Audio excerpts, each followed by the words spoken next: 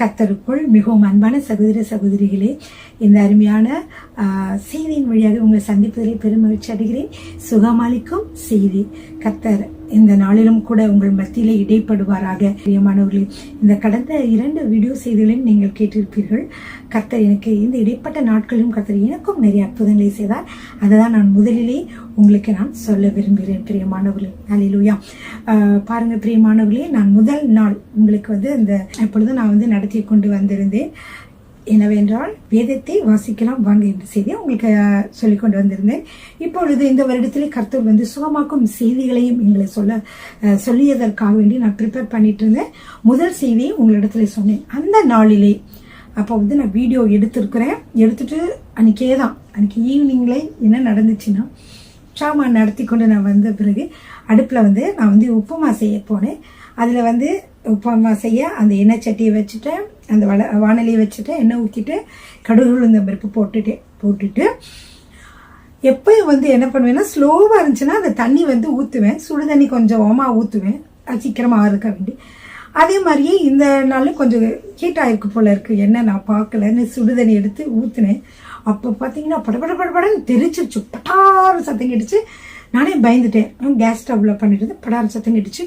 உடனே என்ன செஞ்சேன்னா, ரொம்ப எண்ணெய் சிந்தி இதாயிடுச்சு, ஏதாவது ஆயிடக்கூடாது என்றதுக்காக வேண்டி நான் அந்த சட்டியை எடுத்து, கைப்பிடி உள்ள சட்டியை எடுத்து அப்படி கொண்டுட்டு வந்தேன். அது அமைதியாக இருந்துச்சு. சரி, சத்தம் இல்லைன்னு சொல்லி நான் வச்சிருக்கும் பொழுது பட்டாறு தெரிச்சு கண்ணில் பட்ட மாதிரி இருந்துச்சு. கண்ணை இறுக்க மூடிட்டு கண்ணு இங்கே எல்லாமே எரிச்சல். இங்கே பார்க்குறேன், இங்கே எல்லாம் செவந்திருக்கு. இங்கே எல்லாம் கண்ணில் என்னாச்சுன்னு தெரியல. விழிச்ச உடனே நான் ஐஸ் கட்டி எடுத்து அப்படியே நான் ஐஸ் கட்டி எடுத்து வச்சேன். அப்புறம் இங்கே கண்ணிலையும் வச்சேன். கண்ணில் இன்னும் ஆகலை. கர்த்தருக்கு ஸ்தோத்திரம். பட்டாறு விடிச்சு கண்ணில் பட்டதுனால ரொம்ப பயந்துட்டேன். அது மட்டும் இல்லை, அந்த எண்ணெய்லாம் தெரிச்சு மூஞ்சில் விழுந்த உடனே எனக்கு ஒரு யோசனை வந்துச்சு. தேவனுடைய சுகமாக்கும் வல்லமை பற்றி சொல்லி கொண்டு வந்திருக்கேன். இதுக்கு எனிமிக்கு இந்த சாத்தானுக்கு பொறுக்கவே இல்லை. உடனே இருந்தாலும் என் தேவன் நல்லவர், அவரை முழுவதுமாக பாதுகாப்பான்னு சொல்லிட்டு, இசப்பா ஸ்தோத்திரம் ஆண்டவரே, முழுவதும் நீங்க உடனே முகத்தில் இந்த காயம் இல்லாம நீங்க என்னை பாதுகாக்க போவதற்காக நன்றி நன்றி ஆண்டவர் என்று சொல்லிக்கொண்டே என்ன செய்ய தொடச்சிட்டு நான் பாத்தீங்கன்னா பிரியமானவர்களே, ஒன்றுமே ஆகலை. கண்ணை திறந்து பார்த்தே கண்ணில் ஏதோ ஆயிடுச்சா, இங்கே ஆயிடுச்சா, ஒண்ணுமே ஆகவே இல்லை. கர்த்தருடைய சுத்தமான கிருபை பிரியமானவர்களே. இது ஒரு சுத்த கிருபைன்னு சொல்லுவாங்க. அப்படின்னா என்னன்னா, வேற ஒண்ணுமே இல்லை, அவருடைய கிருபை மட்டும்தான் அப்படின்னு அர்த்தம். என்னால ஒண்ணும் இல்லை, மற்ற எதுவுமே இல்லை. அவருடைய கிருபையினாலதான் என்ன செய்தார், அவர் பாதுகாத்தார். அப்ப எனக்கு அது ஒரு பெரிய மகிழ்ச்சியுடையதா இருந்தது. ஏன்னா அப்ப அப்படி இந்த இடம்லாம் கண்ணில் எரிஞ்சிட்டு தான் இருந்துச்சு. இந்த ஐஸ் கட்டி வச்சு எரிஞ்சிட்டு இருந்தது. அப்ப என்னோட சன் சொன்னாரு, அம்மா நீங்க எரிஞ்சிட்டே இருக்கு, இப்ப நாளைக்கு கழிச்சு ஏதாவது அந்த கருப்பாவோ அல்லது ஒரு தழும்புகளோ அல்லது அந்த நீர் கோருவ மாதிரி இங்க இருக்கும் இல்லையா, அந்த மாதிரி கட்டிகளோ வருவதற்கு சான்சஸ் இருக்கு அப்படின்னு சொன்னாரு. அதனால நீங்க டாக்டர்கிட்ட போய் ஒரு க்ரீம் மாதிரி, டாக்டர் போய் சொல்லுங்க, டாக்டர் உங்களுக்கு சின்னதாக ஒரு க்ரீம் மாதிரி தடவிட்டு, நான் நினைக்கிறேன் எதுவுமே ஆயிருக்காதுன்னு நினைக்கிறேன், இந்த க்ரீமை தடவிருக்கேன், இந்த க்ரீமுக்கு அப்புறமும் உங்களுக்கு ஏதாவது இன்ஃபெக்ஷன் ஏதாவது ஆச்சு அந்த மாதிரி தான் நீங்க உடனே வாங்கணும். ஆனா அந்த நிமிஷத்துல இருந்தே எனக்கு தெரிஞ்சிருச்சு ஒண்ணுமே இல்லைன்னு. அதே மாதிரி கொஞ்சம் கொஞ்சமா பாக்குறேன்.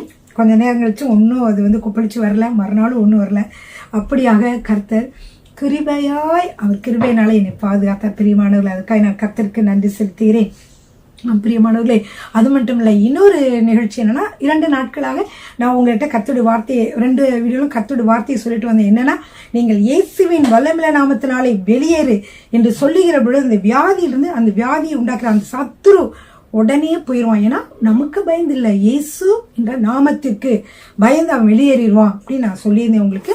எனக்கும் என்ன செஞ்சுன்னா, ஒரு 2 டேஸா இது இன்டைஜஷனா இருக்கலாம், நெஞ்சு எரிச்சலா, நெஞ்சு வலிச்சிட்டு இருந்த மாதிரி இருந்துச்சு. அப்போ முதல் நாள் அப்படியே வலிச்சிட்டு, ஏன்னா நம்ம கர்த்தருடைய வார்த்தைகளை சொல்லுகிற பொழுது சாத்தான் பல விதங்களே நம்மளை சோதிப்பான். விசுவாசத்தை சோதிக்கிற மாதிரி, உனக்கு நீ எப்படி நோய்களை நீ எப்படி மேற்கொள்ற அப்படிங்கிற மாதிரி ஒரு காரியங்கள் சாத்தான் நம்ம வாழ்க்கையில கொடுப்பான். அதே மாதிரிதான் நெஞ்சு வலிச்சிருக்கு. முதல் நாள் நைட்ல தூங்கும்போது 4 o'clock வரைக்கும் தூங்குறல, என்ன வலிச்சுட்டே இருக்கு அப்படின்னு சொல்லிட்டு அப்படியே நான் தூங்கிட்டேன். கொஞ்சம் லேட்டாக தான் தூங்கினேன். நைட்டு 4 o'clock ஆயிடுச்சு தூங்க, அதாவது விடிய கால் 4 o'clock தான் தூங்கினேன்.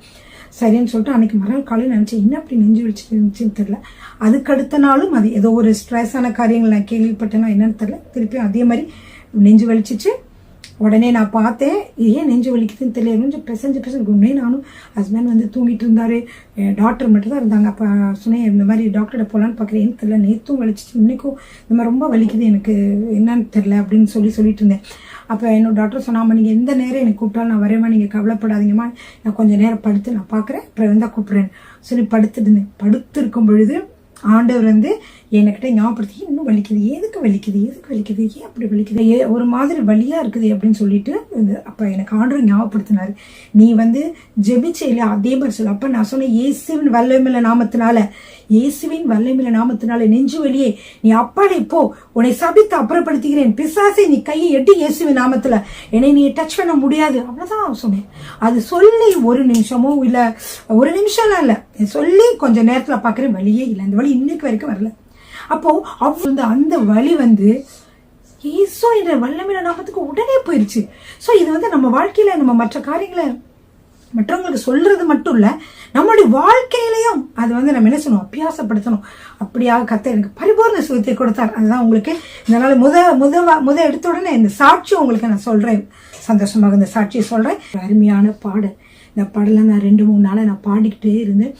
ஏனென்றால் கர்த்தர் வந்து என்ன செய்திருக்கார், நமக்கு நன்மை செய்திருக்கிறார். எனக்கு தெரியல எத்தனை பேர் இந்த சோமாக்கும் செய்தியை கேட்டுக்கொண்டு விடுதலை அடைந்திருக்கிறீர்களோ தெரியவில்லை. நீங்கள் விடுதலை அடைந்திருந்தால் நீங்களும் கூட சேர்ந்து இந்த பாடலை பாடலாம் பிரியமானவர்களே. ஆத்துமாவே நன்றி சொல்லு முழு உள்ளத்தோடே, என் ஆத்துமாவே நன்றி சொல்லு முழு உள்ளத்தோடே,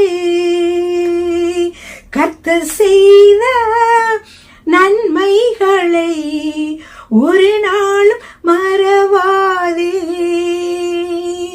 கர்த்தர் செய்த நன்மைகளை ஒரு நாளும் மறவாதே, ஆத்துமாவே நன்றி சொல்லு முழு உள்ளத்தோடே, குற்றங்களை மன்னித்தாரே, நோய்களை நீக்கினாரே, குற்றங்களை மன்னித்தாரே, நோய்களை நீக்கினாரே, படுகுழி நின்று மீட்டாரே, ஜீவனை மீட்டாரே, படுகுழி நின்று மீட்டாரே, ஜீவனை மீட்டாரே, கர்த்தர் செய்த நன்மைகளை ஒரு நாள் மறவாதே, கர்த்தர் செய்த நன்மைகளை ஒரு நாள் மறவாதே, கிருபை இரக்கங்களால் மணி மூடி சூட்டுகின்றார், கிருபை இரக்கங்களால் மணி மூடி சூட்டுகின்றார், வாழ்நாளெல்லாம் நன்மைகளால் திருப்தி ஆக்குகின்றார், வாழ்நாளெல்லாம் நன்மைகளால் திருப்தி ஆக்குகின்றார், கர்த்தர் செய்த நன்மைகளை ஒரு நாளும் மறவாதே, கர்த்தர் செய்த நன்மைகளை ஒரு நாளும் மறவாதே, இளமை கழுகு போல புதிதாக்கி மகிழ்கின்றார், இளமை கழுகு போல புதிதாக்கி மகிழ்கின்றார், ஓடினாலும் நடந்தாலும் பலன் குறைவதில்லை, ஓடினாலும் நடந்தாலும் பலன் குறைவதில்லை. கர்த்தர் செய்த நன்மைகளை ஒரு நாளும் மறவாதே. கர்த்தர் செய்த நன்மைகளை ஒரு நாளும் மறவாதே. ஆத்துமாவே நன்றி சொல்லு முழு உள்ளத்தோடே. என் ஆத்துமாவே நன்றி சொல்லு முழு உள்ளத்தோடே. அல்லேலூயா. பிரியமானவர்களே, கர்த்தர் நமக்கு நம்முடைய வாழ்க்கையில செய்த நன்மைகளை நினைத்து அவரை ஒவ்வொரு நாளும் நாம் நன்றி சொல்ல வேண்டும். பிரியமானவர்களே, ஹல்லேலூயா. கொஞ்சத்திலே உண்மையா இருந்தால் அநேகத்திலே அதிபதியாக்கு என்று சொன்னவர், கொஞ்ச காரியத்திலே கூட நம்ம உண்மையாக அவர் நமக்கு நன்மை செய்திருக்கிற பொழுது, அவருக்கு நன்றி சொல்லுகிற பொழுது எந்த தீமையும் நம்மை அணுகாது. பிரியமானவர்களே, ஹல்லேலூயா. சரி பிரியமானவர்களே, இந்த நாளிலும் செய்தியை உங்களோடு பகிர்ந்து கொள்ள போகிறேன். பிரியமானவர்களே, இந்த சுகமளிக்கும் செய்திகள் பிரியமானவர்களே, நாங்கள் கர்த்தருடைய கிருபையினாலே நாங்கள் சொல்வதற்கு வந்திருக்கிறோம். இந்த செய்தியை கேட்க நீங்கள் பிரியமானவர்களே, நீங்கள் எதேச்சையாக வரவில்லை.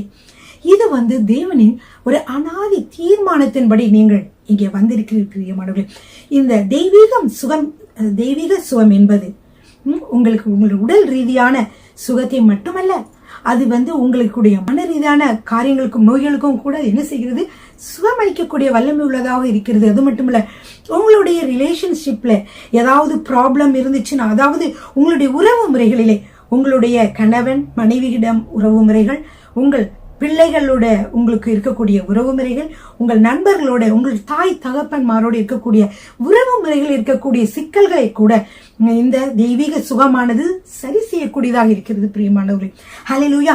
எனவே ஒவ்வொருவரும் நீங்கள் இந்த செய்தியை கேட்க வந்திருக்கிறீர்கள். இந்த செய்தியை கேட்டுக்கொண்டிருக்கும் பொழுதே கூட நீங்கள் சுகம் அடையலாம். பிரியமானவர்களே, தேவன் நமக்கு சுகம் அளிக்கிறதானது 2 முறைகளிலே செயல்படுகிறது. பிரியமானவர்களே, ஒன்று என்னவென்றால், வேத வார்த்தையின் மூலமாக, கர்த்தருடைய வார்த்தையின் மூலமாக அவர் வார்த்தை அனுப்பி சுகமாக்குகிறார், வார்த்தை அனுப்பி குணமாக்குகிறார் என்ற வசனத்தை நீங்கள் படித்திருப்பீர்கள். எனவே இந்த வார்த்தைகளின் மூலமாக அவர் நம்மை சுகமாக்குகிறார். இரண்டாவதாக உடனே சுகம் என்றால் நம்ம ஜெபித்த உடனேயே சுகம் கிடைக்கிறது. இது எப்படின்னு சொன்னீங்கன்னா பிரியமானவர்களே, தேவனுடைய பிள்ளைகள் அவர்கள் என்ன செய்திருப்பார்கள், கர்த்தர் அவர்களுக்கு 9 வரங்களிலே ஒரு வரம் சுகமாக்கும் வரம். இந்த சுகமாக்கும் வரம் அவர்களுக்கு செயல்படுமானால், அவர்கள் ஜெபிக்கிற பொழுது என்ன ஆகிறது என்றால் சுகம் கிடைக்கிறது. விசுவாசம் வரம் சிலவர்களுக்கு இருக்கும். அப்ப விசுவாசத்தோட ஜெபிக்கிற பொழுது சுகம் கிடைக்கிறது. இது உடனே கிடைக்கக்கூடிய சுகம். பிரியமானவர்களே, முதல் 2 வீடியோக்கள் நான் சொன்னது உடனே உங்களுக்கு கிடைப்பதற்குள்ள காரியங்களை பற்றி நான் சொல்லிக் கொண்டு வந்தேன். பிரியமானவர்களே, அந்த உடனே கிடைக்கிற சுகத்தையும் நாம் தக்க வைத்துக் கொள்ள வேண்டும். எப்பொழுதெல்லாம் திரும்பவுமாக இந்த நோய் அறிகுறிகள் வருகிறதோ அப்பொழுதெல்லாம் இயேசுவின் வல்லமையுள்ள நாமத்தினால் வெளியேறு என்று நீங்கள் சொல்ல வேண்டும். பிரியமானவர்களே, இது நீங்கள் உங்க ரிலேஷன்ஷிப்ல இருந்தாலும், அதுல ப்ராப்ளமா இருந்தாலும், இல்ல மனதளவில் உங்களுக்கு ப்ராப்ளம், ஏதாவது தாட்ஸ் திருப்பி உங்களுக்கு நெகட்டிவ் தாட்ஸ், ராங் தாட்ஸ் எல்லாம் உங்களை டிஸ்டர்ப் பண்ணிக்கிட்டு உங்களை வேலைகளை ஸ்மூத்தா செய்ய விடாம உங்களுக்கு இருந்தாலும், அப்பயும் இயேசுவின் வல்லமையுள்ள நாமத்தினால என்னுடைய மைண்ட்ல கிரீசர் எல்லாம் பொல்லாத ஆவியே இயேசுவின் நாமத்தில் நீ வெளியேறு அப்படின்னு சொல்லி நீங்க சொல்லலாம். பிரியமானவர்களே, சரிங்களா? சரிங்க. இப்போ தேவனுடைய முதலாவது என்ன சொன்ன, அவர் தேவனுடைய வார்த்தையை அனுப்பி சுகமாக்குகிறார். சரிங்க பிரியமானவர்களே, உங்களுக்கு முக்கியமான ஒரு காரியத்தை சொல்ல விரும்புகிறேன். அதாவது சுகம் அளிக்கிறவர் யார் என்றால் இயேசுவே சுகம் அளிக்கிறார். உங்களுக்கு நீங்க ஊழியக்காரர்கள்கிட்ட நீங்க போய் ஜெபிப்பீங்க, அப்பொழுது சுகமாக்கும் வல்லமை அவங்ககிட்ட இருந்து வருகிறது. இருந்தாலும் சுகமாக்கும் வல்லமை புறப்பட்டு உங்களிடம் வருகிறதுனாலே சுகமாக்குகிறவர்கள் நம்முடைய தேவனுடைய மனிதர்கள் அல்ல. இப்ப நானே ஜெபிக்கிற பொழுது உங்களுக்கு சுகமாச்சுன்னா அது என்னாலே அல்ல, நான் சுகமாக்கவில்லை. எப்படி இருக்கிறது, நான் இயேசு கிறிஸ்துவே உங்களை சுகமாக்கிறார். நான் இந்த வேலையிலே உங்களை இயேசு கிறிஸ்து முன்பாக நிறுத்துகிறேன். பிரியமானவர்களே, ஒவ்வொரு ஊழியக்காரர்களும் உங்களை இயேசு கிறிஸ்து முன்பாக நிறுத்துவார்கள். இயேசுவின் வல்லமையுள்ள நாமத்தினால சுகமாகட்டும் என்று அவர்கள் சொல்லுகிறார்கள். இப்படி அவர்கள் சொல்லுகிற பொழுது உங்களுக்கு சுகம் கிடைக்கிறது. எனவேதான் நீங்கள் எப்பொழுதும் உங்களுக்கு சுகம் கிடைக்கிற ஒரு ஜெபிக்கிறீங்க. அப்ப ஜெபிக்கும் போது சுகம் கிடைச்சுன்னா அவரே நீங்க நினைச்சிட்டு அவர் மீட்டிங் போகணும் அப்படி போகணும் இப்படி போகணும், ஐயோ நான் போக முடியலையே இல்லாங்க அப்படிலாம் நீங்க நினைக்க வேண்டாம். சுகமாக்குகிறவர் தேவன். முதலாவது வந்து கர்த்தரை அறியாத மக்கள், இந்த இயேசுவை அறியாத மக்கள் வருகிற பொழுது கட்டாயமா கர்த்தர் என்ன செய்றார், இந்த நம்மளுடைய தேவனுடைய மனதில் ஜெபிக்கும் போது சுகத்தை கொடுக்கிறார். அதுக்கப்புறம் நீங்க இந்த சுகத்தை தக்க வைத்துக் கொள்ள வேத வார்த்தைகளிலிருந்து வசனங்களை பெற்றுக்கொண்டு அதே நீங்க ஜெபித்து உங்களுக்கு கர்த்தர் எடுத்து நீங்க ஜெபிக்க வேண்டும். பிரியமானவர்களே, எனக்கு தெரிஞ்ச ஒரு ஊழியக்காரர் சொன்னார், இப்ப வந்து அவர் வந்து ஒரு இடத்துல போய் சுவிசேஷத்தை சொல்ல போனார். அது மட்டும் இல்ல சுகமாக்கும் வல்லமைக்கா ஜெபிக்கிறார். அப்ப ஜெபிக்க நிற்கும் பொழுது எல்லாரும் வந்தாங்களாம். அப்ப நிறைய பேர் வந்தாங்களாம். இப்ப இவன் நினைச்சானா சரி இன்னும் 1 hour இருக்கு, அதுக்குள்ள எல்லாத்தையும் ஒரு 1/2 hour 1 hour இருக்கு, அதுக்குள்ள எல்லாருக்கும் நம்ம ஜெபிக்க முடியாது என்று சொல்லி அந்த சபையை நடத்தக்கூடிய போதரையும் அழைத்து நீங்களும் ஜெபியுங்கள் என்று அவர் வந்து சொன்னாராம். அப்ப பாருங்க பிரியமானவர்களே, அப்போ வரிசையா நின்றுட்டு இருந்தாங்க. இப்ப இவர் ஒருத்தவங்களுக்கு ஜெபம் பண்ணிட்டே இருந்தாரு. அப்ப அவர் ஜெபம் பண்ணிட்டே இருக்கும் பொழுது என்ன நடந்துச்சுன்னா, பாஸ்டர்கிட்ட ஜெபிச்சாங்களே அவங்க திருப்பி இங்க வந்து லைன்ல வந்து ஜெபிக்க வந்தாங்களாம். அப்ப அந்த சொல்லிக் கொண்டிருந்த அந்த போதகர் சொன்னாரு, ஏன் அவர்கள் பாஸ்டர்கிட்ட ஜெபிச்சுட்டு என்கிட்ட திரும்ப வர்றாங்க? பாஸ்டர் மேல நம்பிக்கை இல்லையா? இல்லை நான் ஜெபிச்சாதான் சோமாகும் நினைக்கிறாங்களா? அப்படி இல்லை. ஆவியானவருடைய வல்லமை வந்து அந்த இடத்துல இருக்கும். யார் இயேசுவின் நாமத்தில் ஜெபிச்சாலும் சுகம் உண்டாகும். பிரியமானவர்களே, அதான் அவர் சொன்னாரு, இந்த மாதிரி வந்து தேவனுடைய மனிதர்கள் இவர் ஜெபிச்சாதான் சுகமாகும், நான் அங்க போய் ஜெபிக்க போறேன் இங்க போய் ஜெபிக்க போறேன் என்று சொல்லி நீங்க நிறைய பேர் நினைச்சிட்டு இருப்பீங்க. என்னோட செய்தியில வந்து நான் என்னென்ன சொல்லிட்டு வருவேன்னா, நம்மளுடைய சந்தேகமான சில காரியங்கள், உங்களுக்கு இருக்கக்கூடிய சந்தேகமான கேள்விகள் அல்லது தவறான சிந்தனைகளுக்கு மாற்றுவதற்காக நான் உங்களுக்கு சொல்லிக் கொண்டு வருகிறேன். எனவே நீங்கள் வந்து அந்த போதகர்கிட்ட மற்றவர்களே நீங்க போய் ஜெபிச்சாலும் கட்டாயமாக சுகம் உண்டாகும், நீங்களே ஜெபித்தாலும் சுகம் உண்டாகும். சரிங்களா பிரியமானவர்களே, நீங்களே ஜெபிக்கும் பொழுது என்ன ஆகும், சடனா சுகமாகாட்டியும் மெதுவா ப்ரோக்ரெசிவா உங்களுக்கு நல்ல சுகம் கிடைக்கும். எப்பொழுதும் அதை நீங்க தக்க வைத்துக் கொள்ளலாம். அதனாலதான் பாத்தீங்கன்னா நிறைய பேர் பாஸ்டர்ட்ட மற்றவங்க ஜெபிச்சுட்டு வந்த பிறகு அவங்களுக்கு திருப்பி அதே நோய் வந்ததை நீங்க கேள்விப்பட்டிருப்பீங்க. அது ஏன்னா அதை தக்க வைத்துக் கொள்ள சில முறைகள் இருக்குது. எப்படி சுகமாகுதுன்னா, தேவனுடைய வார்த்தையினாலே அவர் நமக்கு சுகம் கொடுக்கிறார். அந்த வார்த்தையை நம்பி விசுவாசித்து அதை கன்ஃபஸ் பண்ணி அதை அறிக்கையிடுகிற பொழுது அவங்களுக்கு சுகம் கிடைக்கிறது. மற்றும் அது மட்டுமல்ல, சாத்தான் உங்களுக்கு திரும்பவுமாக அந்த பிரச்சனைகளை கொடுக்கிற பொழுது நீங்க அதே வார்த்தையை சொல்லி அவன் என்ன செய்யலாம், கட்டி நம்ம வந்து என்ன செய்யலாம், அப்புறப்படுத்தலாம்.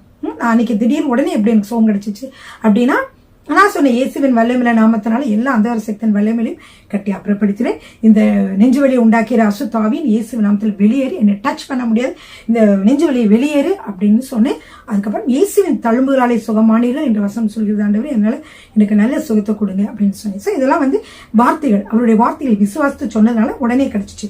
அதே மாதிரிதான் பிரியமானவர்களே, நீங்களும் வார்த்தைகளை விசுவாசிக்கிற பொழுது உங்களுக்கு சுகம் கிடைக்கும். சில சமயங்களில் கர்த்தருடைய வார்த்தையை நான் சொல்லிக் கொண்டிருக்க பொழுது அல்லது தேவனுடைய மனிதர்கள் வந்து கர்த்தருடைய வார்த்தையை சொல்லுகிற பொழுது அந்த வார்த்தையை உங்களுக்கு விடுதலை கொடுக்கும். பிரியமானவர்களே, திடீர்னு பாத்தீங்கன்னா உங்க சுகமாக இருப்பீங்க. அப்படிப்பட்ட தருணம் இந்த தருணம். சரிங்க, இந்த தருணத்தில் கூட நீங்க இயேசுவின் மீதே நீங்க நம்பிக்கையாயிருங்க. நான் இப்ப வந்து முதல்ல நான் என்ன சொன்னேன்னா, ஒரு சின்ன கருத்து சொன்னேன். இயேசுவே உங்களை சுகமாக்குகிறார். ஊழியக்காரர்கள் வந்து சுகமாக்கும் வல்லமை உள்ள ஊழியக்காரர்கள் வந்து உங்களை சுகமாக்கினாலும் அதன் மீது நீங்கள் கவனத்தை வைக்காமல், சுகமாக்கும் வல்லமையின் மீது வைக்காமல், சுகமாக்குகிறவர் கர்த்தர் இயேசு கிறிஸ்து, அவரோட மீது உங்களுடைய சிந்தனைகளை வைங்க. சரி பிரியமானவர்களே, அதுக்கு வந்து உங்களுக்கு ஒரு சின்ன உதாரணம் சொல்ல போகிறேன். லூக்கா 5ஆம் அதிகாரம் 18வது வசனத்திலிருந்து 19வது வசனம் வரைக்கும். எல்லாரும் உங்களுடைய நோட்டு புத்தகத்தை எடுத்துக்கொள்ளுங்கள், பேனாவை எடுத்துக்கொள்ளுங்கள், வேதாகமத்தையும் எடுத்துக்கொள்ளுங்கள். சொல்லுகிற ஒவ்வொரு வார்த்தைகளும் மிகவும் முக்கியமானவை. ஏன் இதை அடிக்கடி நான் சொல்லுகிறேன் என்றால், கர்த்தருடைய வார்த்தையிலே ஜீவன் உள்ளது. பிரியமானவர்களே, கர்த்தருடைய வார்த்தைகளை விசுவாசித்து அதை நீங்கள் அறிக்கையிடுகிற பொழுது அது ஒரு மருந்து போல உங்களுடைய வாழ்க்கையிலே செயல்படுகிறது. இது முக்கியமான தருணங்களிலே அது உங்களுக்கு பிரயோஜனமாக இருக்கும். பாருங்க பிரியமானவர்கள், எல்லாரும் எடுத்துக்கொள்ளுங்கள். லூக்கா 5ஆம் அதிகாரம் 18வது வசனம் வாசிக்க போகிறேன். அப்பொழுது சில மனுஷர் திமிர்வாதக்காரன் ஒருவனை படுக்கையோடு எடுத்துக்கொண்டு வந்து அவனை உள்ளே கொண்டு போகவும் அவர் முன்பாக வைக்கவும் வகை தேடினார்கள். ஜனக்கூட்டம் மிகுதியா இருந்தபடியால் அவனை உள்ளே கொண்டு போகிறதற்கு வகை காணாமல் வீட்டின் மேல் ஏறி தட்டோடுகள் வழியாய் என்ன செய்தாங்க, வழியாய் ஜனங்களின் மத்தியில் இயேசுவுக்கு முன்பாக அவனை படுக்கையோடு இறக்கினார்கள். இப்படிதான் பிரியமானவர்களே, விசுவாசம் உள்ள அந்த 4 பேர் இயேசுவிடம் கொண்டு சென்றால் அந்த திமிர்வாதக்காரருக்கு சுகம் கிடைக்கும் என்று சொல்லி வந்தார்கள். உள்ளே வழி இல்லாவிட்டாலும் கூரையெல்லாம் பிரிச்சு உள்ள என்ன செஞ்சாங்க, இறக்கினாங்க. இறக்கி என்ன செய்தார்கள், இயேசுவுக்கு முன்பாக அவனை படுக்கையோடு இறக்கினார்கள். முக்கியமான வார்த்தை இயேசுவுக்கு முன்பாக. அப்படி ஒவ்வொரு தேவனுடைய மனிதர்களும் உங்களை இயேசுவுக்கு முன்பாக கொண்டு வருகிறார்கள். நானும் உங்களை இயேசுவுக்கு முன்பாக கொண்டு வருகிறேன் பிரியமானவர்களே. அல்லேலூயா.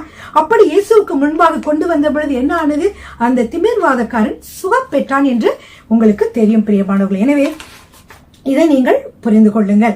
எனவே அடுத்தது நீங்க பாத்தீங்கன்னா, இயேசு கிறிஸ்து எப்பொழுதும் சொல்லுகிற ஒரு வார்த்தை என்னவென்றால், இயேசு எப்பொழுதும் கேட்கிற கேள்வி, அந்த சுகம் பெற்றுக்கொள்வதற்காக வந்த நோயாளியை பார்த்து அவர் எப்பொழுதும் ஒரு வார்த்தை அடிக்கடி கேட்பார். அது என்ன தெரியுமா, நீங்கள், அதாவது நான் உன்னை சுகமாக்க முடியும் என்று நீ விசுவாசிக்கிறாயா, நான் உன்னை குணமாக்க முடியும் என்று நீ விசுவாசிக்கிறாயா? இதுதான் இயேசு கேட்கிற கேள்வி. ஏன், விசுவாசத்தை நீங்கள் இருக்கிற பொழுது நீங்கள் என்ன செய்ய முடியும், இந்த சுகத்தை நீங்கள் எளிதாக பெற்றுக்கொள்ள முடியும். எனவே விசுவாசிகளாகிய நாம் சுகத்தை பெற்றுக்கொள்ள இயேசுவிடம் வருகிற பொழுது என்ன வேண்டும், என்ன நினைக்க வேண்டும் என்றால், இயேசுவாலே இந்த நோயை சுகமாக்க முடியும், அவராலே சுகமாக்க முடியாத நோயில் எதுவும் இல்லை என்று நீங்கள் விசுவாசிக்க வேண்டும் பிரியமானவர்கள். அதன்படிதான் இனியும் கர்த்தர் ஒரு தடவையும் அது நடத்தி வருகிறார். உங்களுக்கு இதுக்கு முன்னாடி எனக்கு நிறைய உங்கள்கிட்ட சொன்னேன், நிறைய சுகவீனமா பலவீனமா இருக்கிற மாதிரி தோணும். அதே தாட்ஸ்ல இருக்கும்போது நிறைய செய்ய வேண்டிய காரியங்களை செய்ய முடியாம ஜெபிக்கிற காரியங்கள், இந்த மாதிரி மெசேஜ் ப்ரிப்பேர் பண்ற காரியங்கள் எல்லாமே தடையாகும் இல்லையா? அப்படியே ஆகும். அதையே யோசிச்சுக்கிட்டு இதை யோசிச்சுக்கிட்டு நம்மளுக்கு இது இருக்கும் அது இருக்கும், அதுக்கேற்ற மாதிரி சிம்டம்ஸ் எல்லாம் வரும், அதே மாதிரி இருக்கும். ஆனா அதே நேரத்துல ஜோம் பண்ணனா வெளியேறுது. எப்படி இப்படி ஜோம் பண்ணனா அது எங்க போச்சு? அப்போ இது எல்லாமே என்னது, சாத்தானுடைய தந்திரங்கள். அதனாலதான் நிறைய பேர் சொல்லுவாங்க இது பொய், அதாவது ஃபால்ஸ் சிம்டம்ஸ், அதாவது பொய் சிம்டம்ஸா நமக்கு காட்டுகிறது. சரிங்க, அப்புறம் உண்மையானதா இருந்தா கூட இயேசு நாமத்துல வெளியேறும். அல்லேலூயா, ஆமென். இப்ப தேவனுடைய வார்த்தை என்ன செய்யுதுன்னா உங்களை குணமாக்குகிறது. நீங்க மருந்து சாப்பிட்டு கொண்டு இருக்கிறவர்களா இருந்தாலும் கூட கர்த்தருடைய வார்த்தையை நீங்கள் தியானிக்கிற பொழுது உங்களுக்கு பரிபூர்ண சுகம் கிடைக்கும். ஏனென்றால் கர்த்தருடைய வார்த்தையிலே வல்லமை இருக்கிறது. இதை மூல ஒரு வசனத்தை சொல்றேன். அது மருந்து என்று சொல்லப்பட்டு வேத வசனத்திலே இருக்கிறது. ஆனால் ஆங்கிலத்திலோ தமிழிலோ மருந்து என்று சொல்லப்படவில்லை. ஆனால் இது ஒரு மருந்து. இது மருந்து என்று மூல பாஷையை நீங்கள் வாசித்தீர்கள் என்றால் இது மருந்து என்று சொல்லப்பட்டிருக்கிறோம். எது, தேவனுடைய வார்த்தை நமக்கு மருந்தாக இருக்கிறது. பாருங்க பிரியமானவர்களே, நீங்க டாக்டர்கிட்ட போவீங்க. இந்த டாக்டர் என்ன சொல்லுவாரு, உங்களுக்கு ஆன்டிபயோட்டிக் கொடுப்பாருன்னு வைங்க. இந்த ஆன்டிபயோட்டிக் ஒரு நாள் ஒரு டோஸ் சாப்பிட்டுட்டு, ஆண்டவரே எனக்கு ஒரு டோஸ் நீங்க சாப்பிடுங்க, டாக்டர்கிட்ட போய், இல்ல டாக்டர் எனக்கு இன்னும் சுகமாகலை அப்படின்னு சொல்லுவீங்களா? சொன்னா என்ன சொல்லுவார் டாக்டர், என்னம்மா இன்னும் அந்த கோர்ஸை முடிக்கலையா, அந்த கோர்ஸ் அது முழுசு முடிங்க, அது 3 நாள் முடிங்க, ஒரு வாரம் முடிங்க, முடிச்சுட்டு வாங்க அப்படின்னு சொல்லுவார் இல்லையா? அது மாதிரிதான் கர்த்தருடைய வார்த்தை உங்களுக்கு மருந்தாக இருக்கிறது. அந்த வார்த்தையை நீங்கள் அடிக்கடி தியானம் பண்ணி நீங்கள் என்ன செய்ய வேண்டும், இந்த வார்த்தைகளை அடிக்கடி நீங்க சொல்ல வேண்டும் பிரியமானவர்களே. ஒரு அருமையான ஒரு இந்தியாவில தான் ஒரு மருத்துவர் இருந்தார். அந்த பெண் மருத்துவர் என்ன செய்வார் என்றால், அவருக்கு வரக்கூடிய மக்களுக்கு சுகமாக்க முடியாத நோய்களுக்கு கூட அவர் என்ன செய்வார் என்றால் அவர்களுக்கு சுகம் அளிக்கக்கூடிய மருந்துகளை கொடுப்பார். இப்படி என்றால் காலையிலே ஒரு வார்த்தை, கர்த்தருடைய வசனம், மதியானம் ஒரு வசனம், நைட்ல ஒரு வசனம். இது எப்படின்னா 3 வேளை மருந்து சாப்பிடுற மாதிரி இந்த 3 வேளையும் கர்த்தருடைய வார்த்தைகளை உங்களை பேச, சொல்ல, வாசிக்க, தியானம் பண்ண சொல்லுகிற பொழுது அவர்கள் அப்படியே செய்த பொழுது முழுவதும் சுகம் பெற்றார்களாம். எனவே கர்த்தருடைய வார்த்தையிலே என்ன உண்டு, சுகம் உண்டு. அது ஒரு மருந்தாக இருக்கிறது. அந்த வசனத்தை வாசிக்கலாமா? எல்லாரும் எடுத்துக்கொள்ளுங்கள். நீதிமொழிகள் 4வது அதிகாரம் 20-22 வசனங்கள். என் மகனே, என் வார்த்தைகளை கவனி, என் வசனங்களுக்கு உன் செவியை சாய், அவைகள் உன் கண்களை விட்டு பிரியாதிருப்பதாக, அவைகளை உன் இருதயத்திற்குள்ளே காத்துக்கொள். அவைகளை கண்டுபிடிக்கிறவர்களுக்கு அவைகள் ஜீவனும் அவர்கள் உடலுக்கெல்லாம் ஆரோக்கியமுமாம். பாத்தீங்களா, அவைகளை கண்டுபிடிக்கிறவர்களுக்கு அவைகள் ஜீவனும் அவர்கள் உடலுக்கெல்லாம் அது ஆரோக்கியமாக இருக்கிறது. அப்ப கர்த்தருடைய வார்த்தைகளை, ஜீவனுள்ள வார்த்தைகளை, விசுவாச வார்த்தைகளை நீங்கள் சொல்லுகிற பொழுது உங்களுடைய உடம்பிலே என்ன செய்கிறது, ஆரோக்கியம் உண்டாகிறது பிரியமானவர்களே. ஹல்லேலூயா. சரிங்க, பிரியமானவர்களே, இந்த 2 வசனங்களையும் நீங்க எழுதி வச்சு நீங்க வந்து பாருங்க. பிரியமானவர்களே, நான் சொன்னேன், முதலாவது சொன்னேன், இந்த வார்த்தைகளின் மூலமாக உங்களுக்கு சுகம் உண்டாகிறது என்று. நீண்ட நாள் உங்களுக்கு சுகமாகாமல் பலவீனமாக இருக்கிறீர்களா? நீங்கள் என்ன செய்ய வேண்டும் என்றால், கர்த்தருடைய வார்த்தைகளை நீங்கள் வந்து சொல்லி அதை ஜெபிக்கிற பொழுது அதன்படி உங்களுக்கு நடக்கும். பிரியமானவர்களே, கர்த்தருடைய வார்த்தையை நீங்கள் கேட்கிற பொழுது அது எப்படி இருக்கிறது என்றால், அது வந்து ஒரு விதையை ஒப்பாக இருக்கிறது. பாருங்க, எல்லாருக்கும் தெரியும் லூக்கா, அதாவது என்ன சொல்லுவாங்க, விதை விதைக்கிறவன் விதைக்க புறப்பட்டான் என்று சொல்லி ஒரு உவமை வரும். அது எல்லாருக்கும் தெரிஞ்ச உவமை தான். ஆனாலும் அதை பத்தி நான் இப்போ சொல்ல போறேன். அதுல இருந்து சில காரியங்கள் உங்களுக்கு ரொம்ப பிரயோஜனமா இருக்கும். முதல்ல வந்து ரோமர் 10:17 வசனம் வாசிக்கிறேன். ஆதலால் விசுவாசம் கேள்வியினாலே வரும், கேள்வி தேவனுடைய வசனத்தினாலே வரும். அப்போ உங்களுக்கு வந்து அந்த சுகமாக முடியும் என்று சொல்லி ஒரு விசுவாசம் உங்களுக்கு வேணும்னா நீங்க என்ன செய்யணும்? கேள்வியினாலே வரும். இந்த கேள்வி என்பது என்னவென்றால் ஹியரிங், கேட்பது. கேள்வினா கேள்வி கொஸ்டின் இல்ல, காதிலே கேட்பது. அப்போ நீங்க கர்த்தருடைய வசனத்தை வந்து கேட்பதினாலே என்ன வரும்? விசுவாசம் வரும். ஆதலால் விசுவாசம் கேள்வியினாலே வரும், கேள்வி தேவனுடைய வசனத்தினாலே வரும் என்று சொல்லி நம்ம பார்க்கிறோம். பிரியமானவர்களே, எனவே நம்ம என்ன செய்யறோம்னா, கர்த்தருடைய வார்த்தைகளை நாம் கேட்கிறோம், வாசிக்கிறோம் இல்லவா? முதலாவது என்ன நடக்கிறது என்றால், கர்த்தருடைய வார்த்தைகளை நாம் கேட்க வேண்டும். கேட்க வேண்டும் என்றால் இதை வந்து நீங்க சாதாரணமான காதுகளை நினைக்காதீங்க, ஆவிக்குரிய காதுகளிலே கேட்க வேண்டும். ஏனென்றால் இயேசு கிறிஸ்து அடிக்கடி சொல்லியிருக்கிறார், உங்களுக்கு எல்லாருக்கும் தெரியும். மத்தேயு 11:15 கேட்கிறதற்கு காதுள்ளவன் கேட்க கடவன். மத்தேயு 11:15, மார்க் 4:9 அதுலயும் இதே வாசிக்கலாம். கேட்கிறதற்கு காதுள்ளவன் கேட்க கடவன் என்று ஆண்டவர் சொன்னாருன்னு சொல்லி. இப்போ ஏன்னா காது இல்லாம எல்லாரும் வந்திருக்கிறாங்க. ஏன் இயேசு கேட்கிறதற்கு காதுள்ளவன் கேட்க கடவுள் சொன்னாரு? அவர் சொல்ற காது வந்து இந்த காது இல்ல பிரியமானவர்களே. அவர் சொல்றது என்னன்னா ஆவிக்குரிய காது. ஆவிக்குரிய மனுஷன் என்ன செய்ய வேண்டும்? நம்முடைய சத்தத்தை வந்து அவன் அந்த சொல்ற கர்த்தருடைய வார்த்தைகளை கேட்க வேண்டும். அப்படின்னா என்ன அர்த்தம்னா, நீங்க அதை தாய் கேளுங்கள், அதை மனதிலே பதியும்படியா கேளுங்கள் என்று அர்த்தம். பிரியமானவர்களே, அப்போ இந்த கேட்கிற வசனமானது உங்களுக்குள்ளே போய் சென்று அது முளைத்து எழும்புகிற வேளையிலே உங்களுக்கு என்ன செய்யும்? பரிபூர்ண சுகம் கிடைக்கும். இந்த சுகத்தை நீங்கள் கொஞ்சம் கொஞ்சமாக பெற்றுக்கொண்டிருப்பீர்கள். அப்போ என்னென்ன நடக்குதுன்னா, கர்த்தருடைய வார்த்தை கேட்கிறீர்கள். வந்து hear the word of God, அதாவது கர்த்தருடைய வசனத்தை நீங்கள் கேட்க வேண்டும் அல்லது வாசிக்க வேண்டும். இதான் முதல் கட்டம். இரண்டாவது என்னது? கேட்ட வசனத்தை மனதிலே பெற்றுக்கொள்ள வேண்டும். அப்படியே வாசிட்டு போகாம மனதுக்குள்ள பெற்றுக்கொண்டு அதை கொஞ்சம் தியானம் செய்ய வேண்டும். இரண்டாவது முடிஞ்சதா? மூன்றாவது என்னன்னா, அதை பாதுகாக்க வேண்டும். இதெல்லாம் விதைக்கு ஒப்பாதான் சொல்றேன். விதை எப்படி விதைக்கிறோம், விதைச்ச பிறகு என்ன செய்யறோம்? அதுக்கப்புறம் என்ன செய்யறோம்னா, அதுக்கு தண்ணீர் ஊற்றுறோம், அதுக்கப்புறம் வந்து சன்லைட் படுற மாதிரி வைக்கிறோம், அப்புறம் காற்றோட்டம்ல இருக்க மாதிரி பார்க்குறோம். அப்புறம் அந்த விதையை வந்து நம்ம என்ன செய்யறோம்? பாதுகாக்கிறோம். அந்த விதை பாதுகாக்கப்பட்ட பொழுது அந்த விதை கொஞ்ச நேரத்தில் என்ன பண்ணுன்னா வெளியே நல்லா எப்படி முளைச்சி வெளியே கிளம்பி வரும். அதே மாதிரிதான் இந்த கர்த்தருடைய வசனமானது நம்முடைய உள்ளத்திலும் எப்படிப்பட்டதாக இருக்கிறது? ஒரு அந்த கர்த்தருடைய வசனம் உள்ளத்திலே விதைக்கப்படுகிறதாக இருக்கிறது. பிரியமானவர்களே, சரிங்க. அப்ப என்ன சொன்னேன்? முதல்ல என்ன செய்ய வேண்டும்? வசனத்தை கேட்க வேண்டும், அப்புறம் வசனத்தை வந்து விசுவாசத்தை பெற்றுக்கொள்ள வேண்டும், அப்புறம் அதை பாதுகாக்க வேண்டும். அதை பத்திரமாக நீங்க பாதுகாக்கிற பொழுது இந்த வசனம் என்ன செய்கிறது? முளைத்து எழும்புகிறதாக இருக்கிறது. அது முளைத்து எழும்புகிற வேலை உங்க மனசுல என்ன ஆயிடும்? அந்த வசனம் நன்றாக பதிஞ்சிருக்கும். அப்புறம் உங்களுக்கு கட்டாயமாக சுகம் கிடைக்கிறது. பிரியமானவர்களே, சரிங்க. இப்ப வந்து ஒரே ஒரு வசனத்தை வந்து நான் வந்து சொல்ல விரும்புகிறேன். லூக்கா 8:5 வசனத்தை நான் வாசிக்க போகிறேன். விதைக்கிறவன் ஒருவன் விதைக்க புறப்பட்டான். அவன் விதைக்கையில் சில விதை வழியருகே விழுந்தது. ஒன்று சில விதை அந்த வழியருகே விழுந்தது, மிதி உண்டது. ஆகாயத்து பறவைகள் வந்து அதை என்ன செஞ்சிச்சு? அதை பட்சித்து போட்டது. இரண்டாவது சில விதை கட்பாறையின் மேல் விழுந்தது. அது முளைத்த பின்பு அதற்கு ஈரம் இல்லாததுனால உலர்ந்து போயிற்று. மூன்றாவது எங்க விழுந்தது? சில விதை முள்ளுள்ள இடங்களில் விழுந்தது. முள் கூட வளர்ந்து அதை நெருக்கி போட்டது. சில விதை நல்ல நிலத்தில் விழுந்தது. அது முளைத்து 100 பலன் கொடுத்தது என்றார். இவைகளை சொல்லி கேட்கிறதற்கு காதுள்ளவன் கேட்க கடவன் என்று சப்தமிட்டு கூறினார். பிரியமானவர்களே, இந்த விதைதான் வசனம். அதை பற்றி அடுத்து விளக்கத்தில் அவர் சொல்றார். அதை பற்றி பார்க்கலாம். 8ஆம் அதிகாரம் 11வது வசனம்.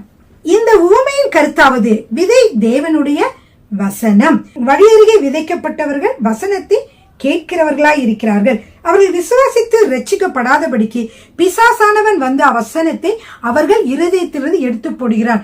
இரண்டாவது எங்க விழுந்துச்சு? கற்பாறை. இந்த கற்பாறையின் மேல் விதைக்கப்பட்டவர்கள் கேட்கும் போது சந்தோஷத்துடனே வசனத்தை ஏற்றுக்கொள்கிறார்கள். ஆயினும் தங்களுக்குள்ளே வேர்கொள்ளாதபடினாலே கொஞ்ச காலம் மாத்திரம் விசுவாசித்து சோதனை காலத்தில் பின்வாங்கி போகிறார்கள். மூன்றாவது என்னது? முள்ளுள்ள இடங்களில் விதைக்கப்பட்டவர்கள் வசனத்தை கேட்கிறவர்களாய் இருக்கிறார்கள். கேட்ட உடனே போய் இப்பிரபஞ்சத்திற்குரிய கவலைகளினாலும் ஐஸ்வர்யத்தினாலும் சிற்றின்பங்களினாலும் நெருக்கப்பட்டு பலன் கொடாதிருக்கிறார்கள். ஆனால் நல்ல நிலத்தில் விதைக்கப்பட்டவர்கள் வசனத்தை கேட்டு அதை உண்மையும் நன்மையுமான இருதயத்திலே காத்து பொறுமையுடனே பலன் கொடுக்கிறவர்களாய் இருக்கிறார்கள். எனவே இந்த வார்த்தைகள் வசனங்கள் எல்லாம் நான் மேலும் சொல்றேன். நீங்கள் படிக்கும் போது கேட்கிறேன். படிக்கும் போது நீ கேட்கிற ஒவ்வொரு வசனங்களையும் நீங்கள் என்ன செய்ய வேண்டும் என்றால், இது சில வசனங்கள் எங்க விழுந்துச்சு? முதல்ல வழியருக விழுந்துச்சு இல்லையா? அப்படி வழியருக விழுந்தது என்ன ஆச்சு? பிசாசானவன் இந்த வசனத்தை எடுத்து போட்டான். அப்படி போடாதபடிக்கு நல்ல மனசுல நீங்க தக்க வைத்துக் கொள்ள வேண்டும். ரெண்டாவது அது இன்னொன்று கற்பாறைகள் விழுந்துச்சு. கற்பாறையில் விழுந்தாலும் சீக்கிரமா முளைச்சிச்சு. ஆனா உள்ள வேற ஆழமா போகல. அதனால உங்களுடைய சோதனை காலங்களிலே நீங்கள் என்ன சொல்ற வசனத்தை மறக்கக்கூடாது, அந்த வசனத்தை மறுதளிக்க கூடாது. சோதனை காலங்கள் ஏற்பட்டால் வசனம் உண்மையானதான், சோதனை தான் என்னது? பொய்யானது. அது திடீரென்று மறைந்து போகும் நீங்கள் விசுவாசத்தோடு இருக்கிற பொழுது. எனவே சோதனை காலங்களில் பின்வாங்கி போகக்கூடாது. மூன்றாவதாக முள்ளுள்ள இடம் என்னன்னா உலக கவலைகள், ஐஸ்வர்யம், சிற்றின்பம், இந்த மாதிரி காரியங்கள் என்ன செய்கிறது? இந்த வார்த்தைகளை விசுவாசிக்க முடியாதபடிக்கு நெருக்க போடுகிறது. இதனாலும் என்ன ஆகிறது என்றால் முள்ளுள்ள இடங்களை வளர முடியாத மாதிரி இந்த வசனங்கள் வளர முடியாதாக ஆகிறது.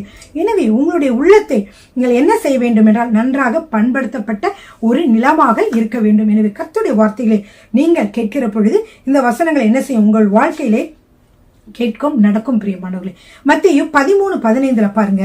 மத்தேயு 13:15, இந்த ஜனங்கள் கண்களினால் காணாமலும் காதுகளினால் கேளாமலும் இருதயத்தினால் உணர்ந்து மனம் திரும்பாமலும் நான் அவர்களை ஆரோக்கியமாக்காமலும் இருக்கும்படியாக அவர்கள் இருதயம் கொளித்திருக்கிறது, காதால் மந்தமாய் கேட்டு தங்கள் கண்களை மூடிக்கொண்டார்கள் என்பது.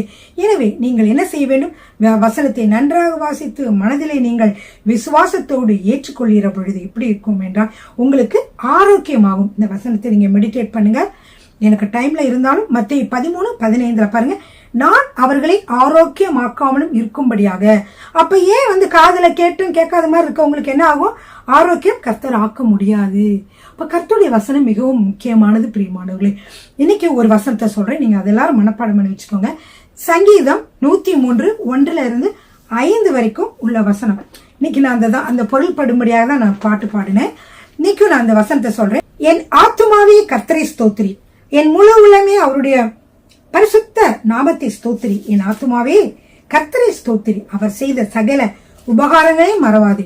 அவர் உன் அக்கிரமங்களெல்லாம் மன்னித்து உன் நோய்களை எல்லாம் குணமாக்கி உன் பிராணனை அழிவுக்கு விலக்கி மீட்டு உன்னை கிருபையினாலும் இரக்கங்களினாலும் முடிசூட்டி நன்மையினால் உன் வாயை திருப்தியாக்குகிறார். கழுதுக்கு சமானமாய் உன் வயது திரும்ப வாழ வைத்து போலாகிறது. இதை நீங்க மனப்பாடம் பண்ணி வைத்துக் கொள்ளுங்கள். அது மட்டும் இல்ல, இந்த அருமையான வசனம் உங்களுடைய நோய்களை குணமாக்கும். பிரியமானவர்களே, இந்த வசனத்தை மனப்பாடம் பண்ணி இதை கன்ஃபர்ஸ் பண்ணி உங்களுக்காக சொல்லுங்க. அடுத்த தடவை நீங்க வரும்பொழுது நீங்கள் என்னோட செய்தியின் கீழே உங்களுடைய சாட்சிகளை நீங்க சொல்லலாம். இன்றைக்கு நீங்க வசனத்தை கேட்டீங்க, இந்த வசனத்தெல்லாம் தியானம் பண்ணுங்க. அடுத்த தடவை வருகிற பொழுது நல்லா ஜபித்து பரிபூர்ண சுகத்தை கர்த்தர் கட்டளையிடுவார். சரி பிரியமானவர்களே, இப்பொழுதும் கூட நீங்க வசனத்தை கேட்டு அதை விசுவாசிக்கிற பொழுதே நீங்கள் சுகம் பெறுவீர்கள். ஏனென்றால் சுகமாக்கிறவர் இயேசுவே. ஹல்லேலூயா, ஆமென். கர்த்தர் உங்களை ஆசீர்வதிப்பாராக.